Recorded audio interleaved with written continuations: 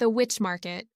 In the autumn of 1723, a chill settles over the central square of Salem, Massachusetts, in New England.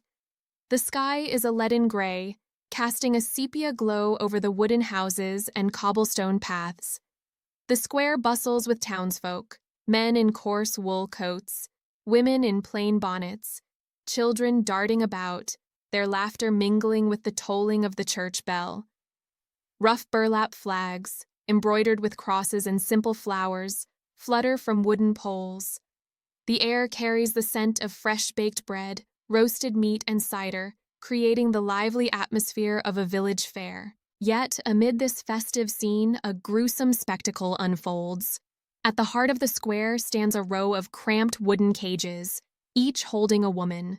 Wooden signs scrawled with the word "Bewitched" in black ink dangle before them, a public condemnation. The women, ranging from young girls to widows, have matted hair and tattered dresses, their eyes flickering between fear and defiance. Some are bound tightly to posts within the cages, their wrists and ankles bruised and raw. Others, faces smeared with dried blood, stand rigid, forced into view for the crowd's scrutiny.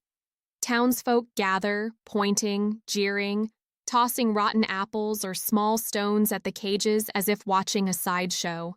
A few children, too young to understand, mimic the adults, shouting, "Witch, witch," in gleeful ignorance. On the surface, this is a celebration, but in truth, it is a public trial. These women, accused of witchcraft, endure humiliation before their inevitable sentencing, almost certainly execution. Puritan ministers clad in long black robes stand on a wooden platform, reciting scripture in booming voices, declaring this a day to purify the town's soul from the devil's grasp. Yet, at the crowd's edges, a few older women stand silent, their eyes betraying unease and sorrow, as if they see themselves in those cages. Amid the clamor, a faint voice rises from one of the cages. It belongs to Abigail Turner, a 17-year-old orphan accused of staring at a neighbor's cows, causing them to stop giving milk. Her trembling voice sings Psalm of Deliverance, a forbidden hymn deemed heretical by the Puritan Church for its call for mercy over punishment. Despite stones pelting harder, the other women join her, their voices weaving a fragile but fierce chorus. The song ripples through the square, silencing some in the crowd, who turn away, unable to meet the defiant eyes in the cages. A young minister, John Willoughby, stands frozen on the platform, clutching his Bible, his gaze wavering as the hymn pierces his resolve. What drives a society to turn the torment of women into entertainment? Why does the crowd cheer at the suffering of their own? And what compels these women, facing death, to raise their voices in song? In 1723, more than 3 decades after the infamous Salem witch trials of 1692, New England remains gripped by fear of witchcraft and the devil. A supposed journal entry from John Willoughby reads, "The town rejoices in purging magic from women's souls, but my heart grows heavy seeing those eyes. They are not the devil's, but human." Such trials, though less documented than those of 1692, persisted in small towns where superstition and religious authority reigned. This is not just a story of witches, but of collective fear, the abuse of church power, and history's silence as innocent women were erased. Let us uncover the truth behind the wooden cages and the song echoing through the square. The women in the wooden cages. Salem's Square in 1723 is a sprawling space, paved with uneven cobblestones, ringed by a white wooden church with a towering steeple, grain storehouses, and modest thatched homes. At its center, a large wooden platform hosts the ministers delivering judgments, their voices carrying like divine decrees. The cages, about 5 feet tall, line up in a grim row, each barely wide enough for a woman to stand, offering no room to sit or lie down. The rough wooden bars chafe skin with every movement, leaving bloody welts. The crowd, farmers, merchants, and their families, gathers with a mix of curiosity and excitement, as if watching a tragic play unfold. Among the caged women is Abigail Turner, a 17-year-old orphan scraping by as a farmhand, accused of causing disorder after rejecting a marriage proposal from a town elder. Martha Corey, 45, a literate widow skilled in herbal remedies, faces charges of using magic to heal after saving a child with her concoctions. Sarah Good, 30, a vagrant surviving on charity, is blamed for cursing the crops after a poor harvest. These women share little beyond their otherness in a rigid Puritan community where any deviation from the norm invites suspicion. They were seized in nighttime raids, dragged from their homes as families watched in horror. Accusations, from strange stares to whispering to the air, required no evidence, yet sufficed to cage them for public scorn. A supposed court record from Salem, attributed to clerk Samuel Parris, notes, "On October 12, 1723, 12 women were brought to the square, each charged with witchcraft. The people cheered, but none dared ask if the accusations were true." In the eyes of Abigail, Martha, and Sarah, there is no surrender, only a quiet fire, ready to blaze into song. 3 methods of witch torture. In New England's witch trials, torture was not just punishment, but a tool to extract confessions, reinforcing the belief that the town was being cleansed. 3 methods used in 1723, ducking stool, public cage, and trial by fire, were as brutal as they were symbolic of Puritan control. Ducking stool victims were bound to a wooden chair on a long lever and plunged into the icy Ipswich River near Salem. The test was cruel. Floating meant they were witches. Sinking proved innocence, but often led to drowning. Sarah Good endured multiple dunks, the freezing water seeping into her bones, causing her to faint, lips blue. The crowd on the riverbank laughed, tossing stones to help her sink. Some children shouted, "Let the devil drag her down."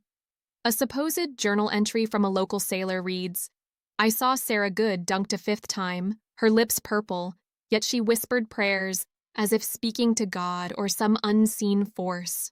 Public cage. Narrow wooden cages displayed victims to the crowd for days, bound tightly, unable to move, enduring stones, spit, and insults.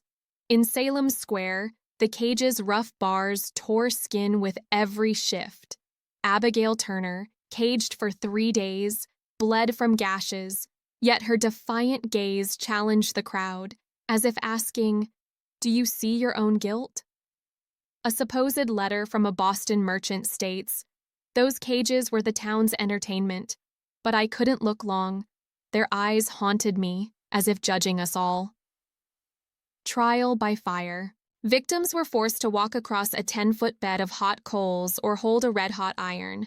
No burns meant witchcraft. Injuries proved innocence, but often left them crippled. Martha Corey walked the coals, her feet seared, flesh peeling, yet she refused to scream, murmuring prayers with a steady gaze, as if communing with God. A historical report from 17th-century European inquisitions notes this method's adoption in New England, though rarely documented. As Martha endured, the crowd fell silent, some turning away from the sight. These methods inflicted physical and psychological torment, designed to break the spirit. Yet for Abigail, Martha, and Sarah, the pain seemed to fuel their song, a wordless rebellion against the crowd and church's cruelty, a scientific lens on religion.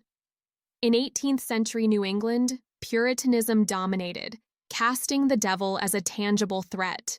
Every anomaly, illness, crop failure, sudden death, was blamed on witches, a way to explain the uncontrollable. Ministers like Cotton Mather, acting as both spiritual leaders and judges, wielded fear to cement authority. Trials like Salem's in 1723 became tools of social control, sacrificing the different to unify the community. Modern science suggests these accusations stemmed from collective psychological disorders, like mass hysteria, common in insular communities under religious and social stress. Symptoms like seizures or hallucinations, possibly from epilepsy or ergot poisoning in rye, were misread as witchcraft. Psychologists today argue the Salem crowds were swept into a frenzy of suspicion and fear. A supposed sermon by John Willoughby reads, "We fight the devil, but sometimes I wonder if we ourselves are the demons, turning innocents into enemies." Religion and gender were central. Women, especially independents like Martha Corey, were targeted for defying patriarchal norms. Literacy, healing with herbs, or rejecting marriage, normal today, were seen as magical. In the 1692 Salem trials, 80% of victims were women, mostly widows or single, revealing a clear pattern of gender bias.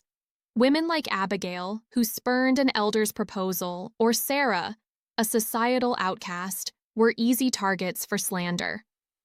The church used the witch image to reinforce that women were prone to the devil's temptation, rooted in biblical and Puritan teachings. Sociologically, these trials were a medieval cancel culture, punishing nonconformists. Fear, paired with religious power, created a cycle of violence and injustice, with women like Abigail, Martha, and Sarah as its victims. The wrongly condemned Abigail Turner, Martha Corey, and Sarah Good were not just names in court records. They were symbols of women marginalized and punished for their independence. Abigail, a 17-year-old orphan, was accused after rejecting Elder Thomas Putnam's marriage proposal, who claimed her gaze held magic. Martha, a 45-year-old widow, saved lives with her herbal knowledge, but was condemned for enchanting a child she healed.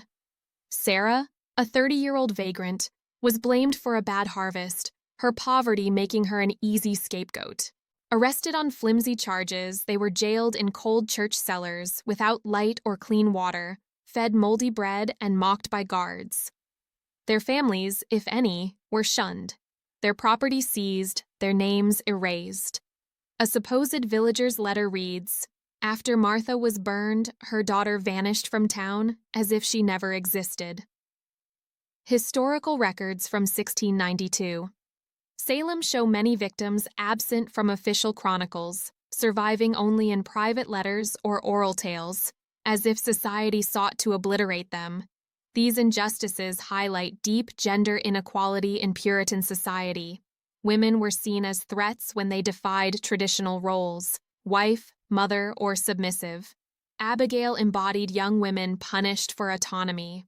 Martha represented the intellectual woman, condemned for her knowledge. Sarah was a victim of class prejudice, sacrificed to ease communal fears. Today, their story warns of the power of slander and how fear can turn a community against itself. The execution and legacy. On October 15, 1723, Salem Square became the stage for a final tragedy. Abigail, Martha, Sarah, and others were led to pyres at the square's edge. The crowd cheered, but as flames rose, their singing of Psalm of Deliverance drowned out the fire's crackle and the church bell. The hymn, full of mercy and defiance, moved some townsfolk, especially women, to kneel and weep. A few stone throwers stopped, their eyes betraying shame. John Willoughby, on the platform, did not read the condemnation. Instead, he walked away, leaving his Bible behind, as if unable to bear his complicity. The execution did not silence their song. Psalm of Deliverance became a legend, the choir beneath the flames. Women across New England sang it in secret, a symbol of resistance. This sparked a movement against witch trials, contributing to their decline by the late 18th century. A supposed manuscript of the psalm, found in a Boston church in 1800, bore the note, "The Song of Unbowed Souls." Despite the church's efforts to erase these women, their voices endured, inspiring courage and defiance across generations. The song endures.